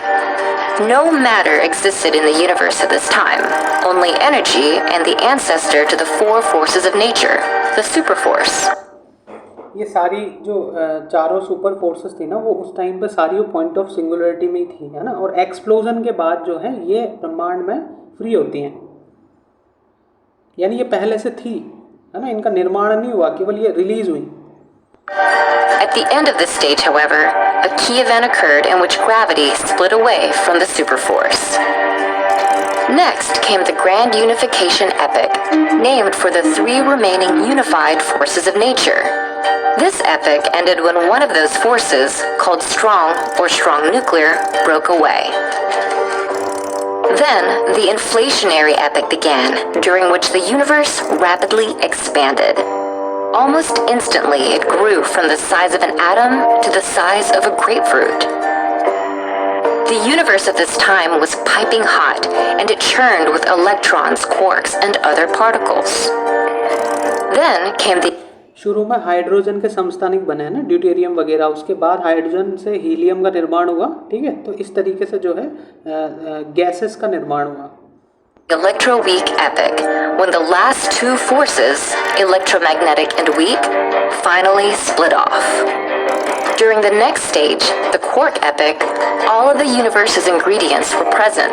However, the universe was still too hot and dense for subatomic particles to form. Then, in the Hadron epoch, the universe cooled down enough for quarks to bind together and form protons and neutrons. In the lepton and nuclear epochs, the radiation era's last two stages, the protons and neutrons underwent a significant change. They fused and created nuclei, and in doing so, they created the first chemical element in the universe, helium. The universe's new ability to form elements, the building blocks of matter, cued the matter era. Much as the name suggests, the matter era is defined by the presence and predominance of matter in the universe. It features three epochs that span billions of years, the vast majority of the universe's lifespan, and includes the present day. The first was the atomic epoch. In this stage, the universe's temperature cooled down enough for electrons to attach to nuclei for the first time. Called recombination, this process helped create the universe's second element, hydrogen. This hydrogen, along with helium atoms, dotted the universe with atomic clouds. Within the clouds, small pockets of gas may have had enough gravity to cause atoms to collect. These clusters of atoms, formed during the galactic epoch, became the seedlings of galaxies. Nestled inside those galaxies, stars began to form. And in doing so, they cued the latest and current stage of the universe's development, the stellar epoch. The formation of stars then caused a tremendous ripple effect and helped shape the universe as we know it. Heat within the stars caused the conversion of helium and hydrogen into almost all the remaining elements in the universe. एक चीज़ यहाँ मैं आपको बता दूँ, ये आवर्त सारणी आपने पढ़ी होगी। आवर्त सारणी के अधिकांश तत्व ना वो तो यूनिवर्स के निर्माण के टाइम में हमको मिल जाते हैं, लेकिन जो गोल्ड और इस तरीके जो तत्व है ना, ये तब बनते हैं जब न्यूट्रॉन स्टार्स जो है ना वो टकराते हैं, है ना। न्यूट्रॉन स्टार्स के टकराने से गोल्ड और ऐसे कुछ ये हैं तत्व जो है हमें देखने को मिलते हैं ना। बाकी तो अधिकांश तत्व जो है यूनिवर्स के एक्सपेंड के टाइम में जो है जो प्रोसेस जो था उस प्रोसेस में ही हमें मिल जाते हैं। In turn, those elements became the building blocks for planets, moons, life, everything we see today. This ecosystem of everything was only possible because of the many stages in the universe's development. While countless questions about the origins of our universe remain, it's only a matter of time for some long-sought answers to emerge.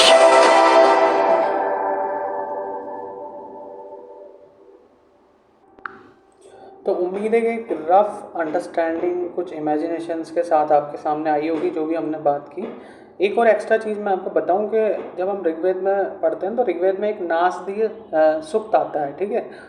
तो आपको शायद हो सकता है इस बारे में जानकारी नहीं हो, लेकिन नासदीय सूक्त में पूरा यूनिवर्स कैसे बनता है उस बारे में लिखा हुआ है ना। अब ये बड़े अचंभे की बात है कि ये चीज़ें पहले ही हमारे ग्रंथों में लिख दी गई, जिन पे आज बड़े बड़े वैज्ञानिक रिसर्च कर रहे हैं, नोबेल पुरस्कार उनको मिल रहे हैं ना, नोबेल प्राइज़ मिल रहे हैं। तो वो बहुत बड़ी चीज़ है कि हमारे ऋग्वेदों में वो चीज़ें जो है कितना पहले लिखी जा चुकी हैं। तो आपको समझ आया कि जो स्पेस, टाइम, मैटर और एनर्जी जो आया वो कहाँ से आया। तो सब कुछ जो है बिग बैंग एक्सप्लोजन के बाद आया, ठीक है। लेकिन अब क्वेश्चन वही है फिर वापस कि पॉइंट ऑफ सिंगुलैरिटी पे ये जो सब चीज़ें थी, है ना, तो वो कहाँ से आया। यानी कि स्पेस तो था कहीं ना कहीं पहले भी, है ना, तब तो वो पॉइंट ऑफ सिंगुलैरिटी जो है वो एग्जिस्ट कर रहा था। खैर वैज्ञानिक जो है अभी भी इस पर रिसर्च कर रहे हैं और ये आम सहमति उनमें बन चुकी है कि भाई यूनिवर्स जो है 13.7 अरब वर्ष पहले जो है पॉइंट ऑफ सिंगुलरिटी पे एग्जिस्ट करता था सारा ब्रह्मांड का जो पदार्थ था। और ये आम सहमति है, हालांकि इस पर रिसर्च चल रहा है, लेकिन कहते हैं कि पहले स्पेस आया होगा, है ना, उसके बाद टाइम आया होगा, है ना। स्पेस आया तब तो पॉइंट ऑफ सिंगुलरिटी एग्जिस्ट कर रहा था।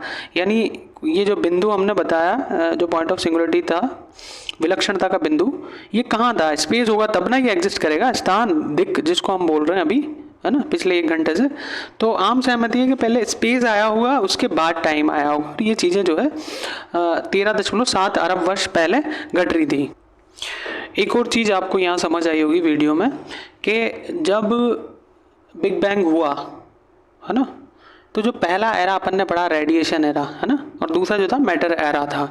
तो जैसा कि हम बात कर रहे हैं कि स्पेस पहले आया होगा फिर टाइम आया होगा, ऐसा आम सहमति है। ऐसे ही इसको रेडिएशन एरा और मैटर एरा में डिवाइड किया गया है ना।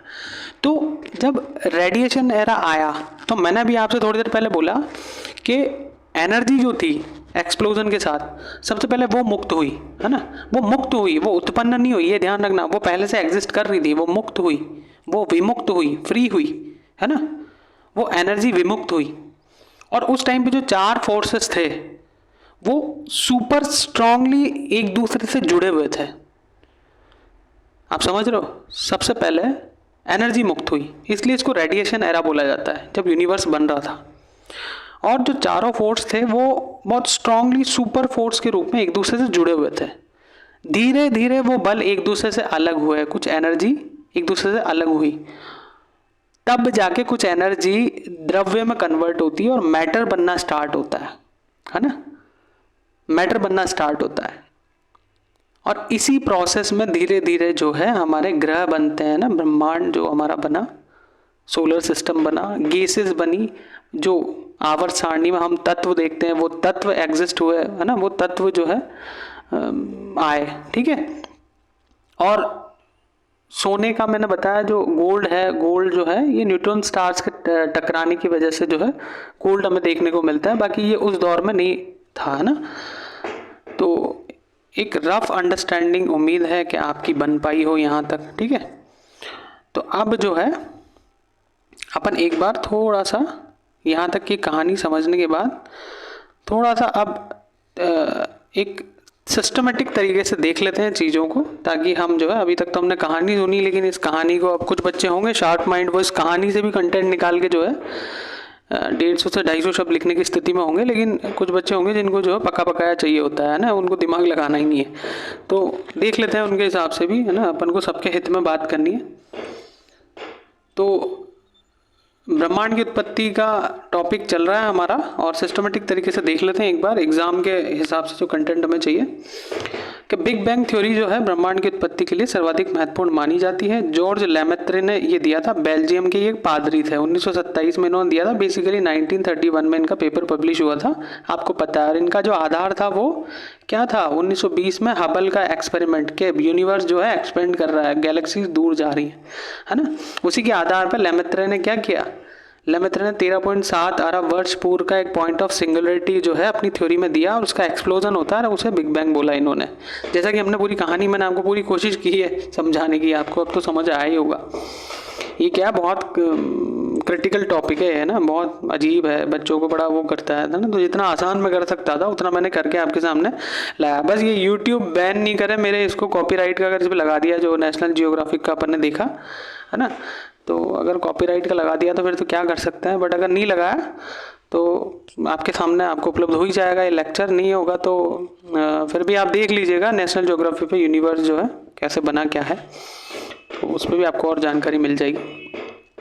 तो हबल महोदय के द्वारा दिए गए अंतरिक्ष के प्रसरणशील सिद्धांत के आधार पर, प्रसरणशील मतलब फैल रहा है, सिद्धांत के आधार पर जो 1920 में आया, ये जॉर्ज लेमेत्रे का आधार था बिग बैंग थ्योरी का, ठीक है।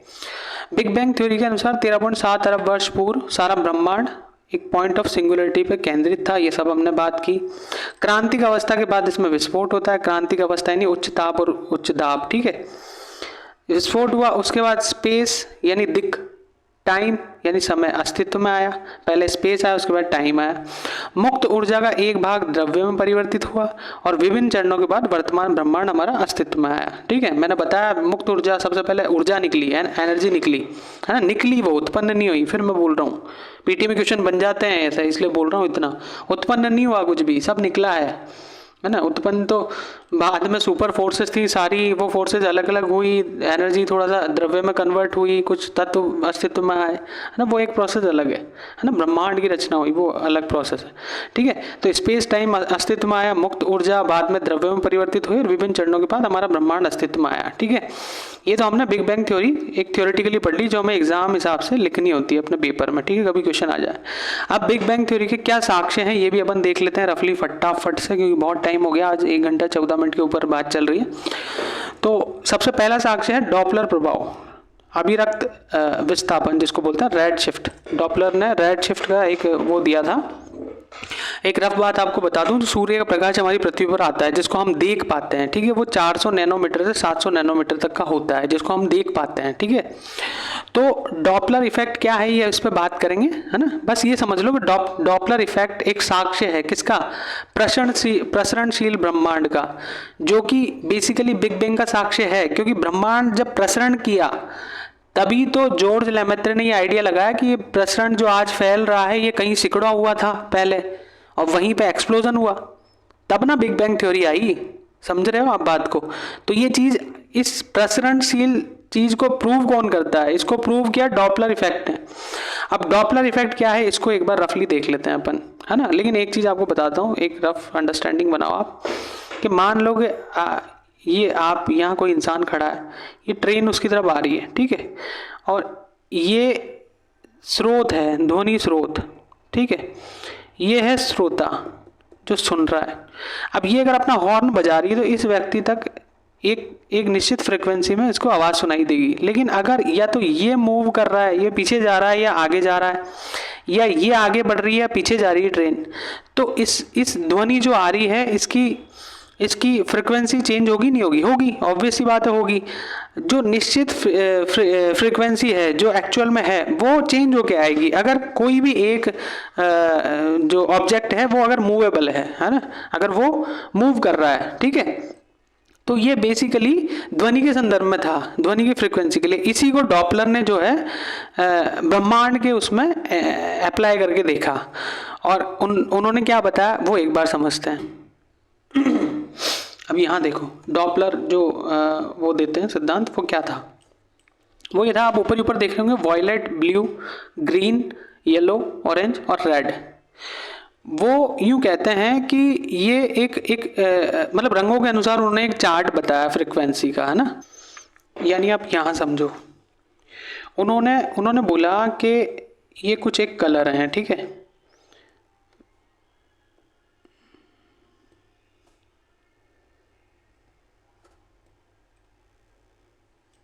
वेब ग्योर बोला जाता है इनको, ठीक है। उन्होंने बोला, डॉपलर क्या बोलते हैं कि जब आप ऊपर से नीचे आओगे यानी वॉयलेट से आप रेड कलर की तरफ शिफ्ट होगे तो जो वेव लेंथ होती है ना, वेवलेंथ जिसको लैम्डा से प्रदर्शित करते हैं अपन, ये बढ़ती है। जब आप ऊपर से नीचे आओगे यानी वॉयलेट से आप रेड कलर की तरफ शिफ्ट होगे तो वेवलेंथ बढ़ती है और जो फ्रीक्वेंसी होती है ना, जिसको अपन आवृत्ति बोलते हैं, ठीक है, वो कम होती है, फ्रीक्वेंसी कम होती है, ठीक है। यानी अगर आप वॉयलेट से रेड कलर की तरफ आओगे तो वेवलेंथ बढ़ेगी प्रकाश की, ठीक है, जो प्रकाश वहां से आ रहा है किसी भी पिंड से, है ना, और जो फ्रीक्वेंसी है वो कम होगी, है ना। और जो पिंड जितना दूर होगा ना, ऊपर से नीचे आने पे दूरी भी बढ़ेगी। ये भी आप ध्यान रखो, ऊपर से नीचे आ रहा है यानी कोई पिंड अगर वॉयलेट रंग का प्रकाश वहां से आ रहा है ना, तो इसका मतलब क्या है कि वो पिंड हमारे पास है। मान लो ये श्रोता है, यहाँ इसके पास कोई यहाँ पिंड है, अगर इससे वॉयलेट रंग आ रहा है ना, वॉयलेट रंग आ रहा है यानी मैंने क्या बताया यहाँ पे आपको, अगर जैसे जैसे वॉयलेट से रेड की तरफ आओगे तो क्या है, वेवलेंथ बढ़ती जाएगी और फ्रिक्वेंसी कम होती जाएगी, है ना। यानी वॉयलेट की फ्रिक्वेंसी क्या होगी, वॉयलेट की फ्रिक्वेंसी कम होगी, है ना, क्योंकि फ्रिक्वेंसी ज़्यादा होगी, है ना, क्योंकि वॉयलेट सबसे ऊपर है ना। लेकिन रेड तक आओगे तो फ्रिक्वेंसी क्या है, बहुत कम हो जाएगी, है ना। ऐसे ही वेवलेंथ की बात करो तो वेवलेंथ रेड की ज़्यादा होगी लेकिन वॉयलेट की कम होगी, है ना, क्योंकि मैंने बताया यहाँ कि वेवलेंथ ऊपर से नीचे आओगे तो बढ़ेगी। तो अगर यहाँ से कोई पिंड है तो इसको इससे जो अपन को प्रकाश आ रहा होगा ना, उसका ये कैलकुलेट करके वेवलेंथ और फ्रीक्वेंसी कैलकुलेट करके वो आइडिया लगा लेंगे कि ये पिंड जो है हमारे पास है कि दूर है। कलर से पता लग जाता है ना। अगर वॉयलेट कलर आ रहा है तो हम क्या देख लेंगे, ये पास है। ऐसे ही अगर कोई पिंड यहाँ है तो उससे क्या है, रेड कलर वो में शो होगा, क्योंकि उसकी क्या है, वेवलेंथ बहुत ज़्यादा होगी और फ्रीक्वेंसी बहुत कम होगी। वेवलेंथ ज़्यादा होगी, फ्रीक्वेंसी कम होगी। ठीक है, तो ये है डॉपलर इफेक्ट। तो इससे हमें यहाँ क्या समझ आया, बिग बैंग के साक्ष्य में हमने इसको क्यों रखा, क्योंकि डॉपलर इफेक्ट से हमें ये पता लगा कि भैया डॉपलर जब देख रहे थे कि यार एक पिंड है, उससे पहले वॉयलेट रेज आ रही हैं, ठीक है, फ्रीक्वेंसी और ये सब उन्होंने कैलकुलेट किया, तो ये आ रही थी कि फ्रीक्वेंसी इसकी कम है और वेवलेंथ ज़्यादा है। लेकिन जैसे जैसे देखा उन्होंने तो इसका कलर जो है रेड हो गया, है ना। इसी को ही उन्होंने अभिरक्त विस्थापन कहा, रेड शिफ्ट कहा। और इससे क्या पता लगा उनको कि यार धीरे धीरे ये जो पिंड है ना, जिसको मैं आज नोटिस कर रहा हूँ, ये दूर जा रहा है मुझसे, दूर जा रहा है। इसका मतलब ब्रह्मांड में क्या है, प्रसरण हो रहा है, एक्सपेंड हो रहा है यूनिवर्स। ठीक है, तो जैसे ही एक्सपेंड ऑफ यूनिवर्स हमें पता लगेगा, बिग बैंग का साक्ष्य में अपन इसको कोट कर देंगे। ठीक है, रॉकेट साइंस नहीं है, चीज़ों को समझो, हर चीज़ एक दूसरे से कनेक्टेड है। ठीक है, तो डॉपलर प्रभाव इसका एक वो हो गया। ऐसे ही माइक्रोवेव विकिरण जो होती है ना, बहुत दूर से आती है, ये हम सबको पता है। ठीक है, तो ये भी एक इसका है। शुरू में कुछ विकिरण आ रही थी तो चेक किया तो देखा कि माइक्रोवेव विकिरण और बहुत दूर से आ रही हैं, है ना। तो दूर से आ रही थी तो इन पे भी पता लगा कि ये भी किसी ऐसे पिंड से आ रही है जो बहुत दूर है और दूर जा रहा है। ठीक है, तो ये भी एक साक्ष्य है हमारे बिग बैंग का। ठीक है, तो हम इन दो को कोट करेंगे। और तीसरा है लार्ज हैड्रॉन कोलाइडर। इसको तो अपन अच्छे से समझेंगे, लार्ज हैड्रॉन कोलाइडर क्या है। रफली समझो, लार्ज हैड्रॉन कोलाइडर एक मशीन थी ऐसी, इसमें इधर से भी प्रोटॉन्स को छोड़ा गया, इधर से भी प्रोटॉन्स को छोड़ा गया, और इसमें एक ऐसी स्थिति उत्पन्न की गई जैसा बिल्कुल बिग बैंग के एक्सप्लोजन में हुई थी। ठीक है, तो आप देखोगे कि जब यहाँ एक्सप्लोजन होता है तो बिल्कुल बिग बैंग वाला जो सिनेरियो था ना, वो जस्टिफाई हो जाता है कि हाँ ऐसा यूनिवर्स में हुआ होगा। ठीक है, तो ये लार्ज हैड्रॉन कोलाइडर का प्रयोग किया गया था। European council for nuclear research, सर्न जिसको बोला जाता है, उसने ये किया था लार्ज हैड्रॉन कोलाइडर। इसको भी अपन कोट कर सकते हैं, LHC शॉर्ट में बोलते हैं इसको। इसमें क्या हुआ था, LHC नामक मशीन में बिग बैंग जैसी दशाएं बनाकर प्रोटॉन की टक्कर कराई गई, है ना, और बिग बैंग को सिद्ध किया गया, है ना। प्रोटॉन की टक्कर कराई गई और बिग बैंग जैसी बिल्कुल परिस्थिति जो प्रयोग का निष्कर्ष निकला ना, वो ये बता रहा था कि अत्यधिक ताप और दाब और क्रांतिक अवस्था में अगर कोई एक्सप्लोजन होता है तो बिल्कुल ऐसा ही एक्सप्लोजन होगा जैसा यूनिवर्स में हुआ होगा। बिग बैंग का जो जस्टिफिकेशन था, बिल्कुल वैसा वो प्रयोग था। ठीक है, लेकिन उस प्रयोग में एक चीज और खोज हो गई। वो चीज क्या है, अब आप इस चीज़ को पढ़ने से पहले ये समझो कि एक क्वेश्चन समझो माइंड में, एक दिमाग में आपके कभी कि कोई भी चीज़ है ना, उसके अंदर भार कहाँ से आता है ना। हमें ये तो पता है कि उसका वॉल्यूम इतना है ना, आयतन इतना है। आयतन माने तो वो चीज़ कितनी फैल रही है, उसमें द्रव्यमान कितना है ना, मास कितना है उसके अंदर, और उसकी डेंसिटी कितनी है ना। हमें ये भी पता है वॉल्यूम ज़्यादा है तो डेंसिटी कम हो जाएगी अगर मास बराबर है ना। मास अगर सेम रहा तो वॉल्यूम ज़्यादा करोगे डेंसिटी कम हो जाएगी, और वॉल्यूम कम करोगे तो डेंसिटी ज़्यादा हो जाएगी, है ना। डेंसिटी मतलब इस कागज़ को सिकोड़ दोगे आप तो इतने से में आ जाएगा। अगर मास सेम ही है तो डेंसिटी इसकी जो है ज़्यादा हो जाएगी, वॉल्यूम कम करोगे तो। ठीक है, लेकिन इस डेंसिटी में भार, इसमें भार कहाँ से आया, वजन कहाँ से आया, ऐसा क्या पदार्थ है जो इसमें वजन डाल रहा है। उस कण की खोज हो गई, उसको बोलता है हिग्स बोसोन बोला जाता है उसको, है ना। आप थोड़ा सा आपको ऐसा लग रहा हो आउट ऑफ द बॉक्स चीज़ें पता नहीं क्या चल रही हैं, ऐसा कुछ नहीं है। थोड़ा सा नॉर्मल चीज़ों को सोचो आप, तो आप भी नॉर्मल रैशनलिटी से सोचो। किसी भी चीज़ में वजन कहाँ से आ रहा है ना, किसी चीज़ में वजन आ रहा है तो वजन कहाँ से आ रहा है, क्या कारण है कि किसी पदार्थ में वजन है। नॉर्मल समझो, कुछ तो है ना जो उस चीज़ को वजन दे रहा है। तो हिग्स बोसोन की खोज हुई जो ब्रह्मांड की प्रत्येक वस्तु में भार का कारण है। इसको एलिमेंट्री पार्टिकल या सब एटॉमिक पार्टिकल बोला, जो एटम से भी छोटा है, बहुत छोटा है, जो कि बाहर देता है और चला जाता है, ठीक है। तो सब एटॉमिक पार्टिकल इसको बोला गया, ठीक है। हालांकि इस पे और रिसर्च अभी चल रही है। हिग्स बोसॉन बोला जाता है। हिग्स बोसॉन क्यों बोला जाता है? क्योंकि ब्रिटिश वैज्ञानिक थे एक हिग्स और भारतीय वैज्ञानिक थे एक सत्येंद्र नाथ बोस। इन दोनों को श्रेय दिया जाता है। और लियोन लेटरमैन करके एक थे व्यक्ति, इन्होंने पत्रकारों के सामने जब इंटरव्यू दिया कि हमने जो है एक नए सब एटॉमिक पार्टिकल की खोज कर ली है और रिसर्च से पता लगा है कि हर पदार्थ में, ब्रह्मांड के हर पदार्थ में भार का कारण जो है ये पर्टिकुलर पार्टिकल है जो बहुत छोटा है, बहुत छोटा है। तो उन्होंने बेसिकली पत्रकारों के सामने इसको यूं बोल दिया कि ये तो गॉड पार्टिकल है ना। तब से इसको गॉड पार्टिकल भी बोला जाता है। तो हिग्स बोसॉन को जो है हम गॉड पार्टिकल भी बोलते हैं और कहानी आपके सामने है, ठीक है। तो ये जो है सारी चीजें हुई। अब थोड़ा सा और देख लो, है ना। ये मैंने आपको लार्ज हैड्रॉन कोलाइडर समझाया जो कि बिग बैंग का साक्ष्य है, तीसरा साक्ष्य ये है, ठीक है, लार्ज हैड्रॉन कोलाइडर। उम्मीद है आप डॉपलर प्रभाव समझ पाए, उम्मीद है आप माइक्रोवेव विकिरण को इसके साक्ष्य में कैसे रखा अपन ने वो समझ पाए हो। उम्मीद है आप लार्ज हैड्रॉन कोलाइडर पे जो हमने बात की वो क्या था, क्यों था, है ना, प्रोटॉन्स की टक्कर करा के बिग बैंग वाला बिल्कुल वो सिनेरियो बनाया गया वो समझ पाए हो, ठीक है। अब थोड़ा सा आगे बढ़ते हैं। दोलन सिद्धांत जो मैंने बोला था, पल सेटिंग थ्योरी जो एलन संडे ने दिया था, वो दोलन सिद्धांत के अनुसार बिग क्रंच की अवधारणा निकल के आई थी। जो point of singularity big bang के बाद जो पॉइंट ऑफ सिंगुलरिटी में, यानी जो प्रक्रिया निरंतर हो रही है, पहले बिग बैंग होगा, एक्सप्लोजन होगा, उसके बाद जब डार्क एनर्जी जो दो गैलेक्सी के बीच में डार्क मैटर और डार्क एनर्जी है वो जब खत्म हो जाएगी, तो डार्क एनर्जी खत्म होने के बाद किसी भी गैलेक्सी के बीच में जो उसके प्रसरण का कारण है, जो उसके फैलने का कारण है, वो खत्म हो जाएगा, तो स्थितिज ऊर्जा आ जाएगी। तो वापस क्या है, ब्रह्मांड एक पॉइंट ऑफ सिंगुलरिटी पे जाके केंद्रित हो जाएगा। तो उसी को क्या बोला जाता है, बिग क्रंच बोला जाता है। बिग क्रंच किसने कहा था? दोलन सिद्धांत में कहा गया था ये बात कि दोलन सिद्धांत के अनुसार ऊर्जा समाप्त होने के बाद गुरुत्व के अधीन इसे वापस संकुचन होगा और इसे बिग क्रंच कहा जाता है। यानी सारा ब्रह्मांड का पदार्थ वापस पॉइंट ऑफ सिंगुलरिटी पे आके ठहर जाएगा, ठीक है। 2011 में पर्ल मुटर व उनके सहयोगियों ने संभावना व्यक्त की। क्या संभावना व्यक्त की? एक नई संभावना और व्यक्त की इन लोगों ने बोला कि जो विस्तारित ब्रह्मांड है ना, जो फैल रहा है, एक अवस्था के बाद स्थिर हो जाएगा, रुक जाएगा। क्यों रुक जाएगा? अब एक चीज समझो, क्यों रुक जाएगा, एक चीज समझो। मान लो कि ये यूनिवर्स ही फैल रहा है, ये पदार्थ के कण है, ठीक है।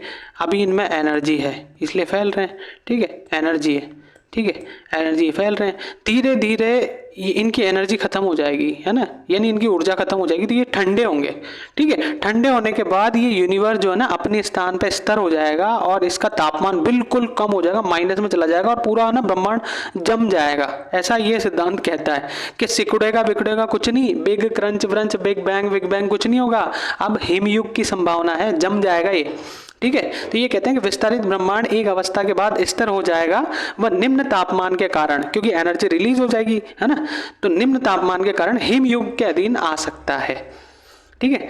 तो उम्मीद है आप अब तक की ये सारी रामायण भागवत जी समझ पाए हो। और अगर आपको उम्मीद है, नहीं मेरे को तो पूरी उम्मीद है यार समझ गए होंगे, है ना। बाकी फिर भी अगर डाउट है तो आप इस लेक्चर को दोबारा देखो। बहुत इजी वे में, जितना इजी वे में हंसी मजाक करते हुए मैं आपको समझा सकता था, मैंने अपनी पूरी क्षमता लगाई है। फिर भी अगर किसी को डाउट हो तो आप जो है कमेंट में बताओ। अगर आपको अच्छा लगा है तो तभी कमेंट कर दिया करो, थोड़ा सा अच्छा लगता है, इंसान हूँ मैं, है ना, अच्छा लगता है, ठीक है। और बुरा भी लगाओ तब भी बताओगे यार मज़ा नहीं आया, तो थोड़ा और मिर्च मसाला डाल के आपके सामने प्रेजेंट करें, ठीक है। तो हमारा जो नेक्स्ट टॉपिक होगा ना वो होगा डार्क मैटर और डार्क एनर्जी, ठीक है। तो अमृत आईएएस की इस लेक्चर सीरीज में आप सभी दोस्तों का बहुत बहुत स्वागत है, ठीक है। मिलते हैं अगले लेक्चर में, थैंक यू।